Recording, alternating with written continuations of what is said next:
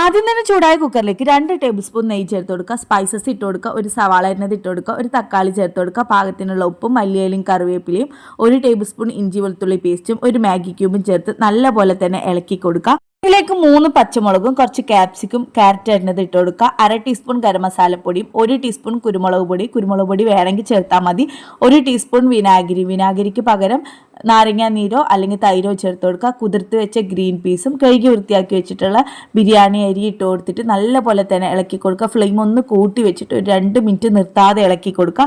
ഇനി ഇതിലേക്ക് 1 കപ്പ് അരിക്ക് 1.5 കപ്പ് വെള്ളം എന്ന രീതിയിൽ ഒഴിച്ചു കൊടുക്കുക.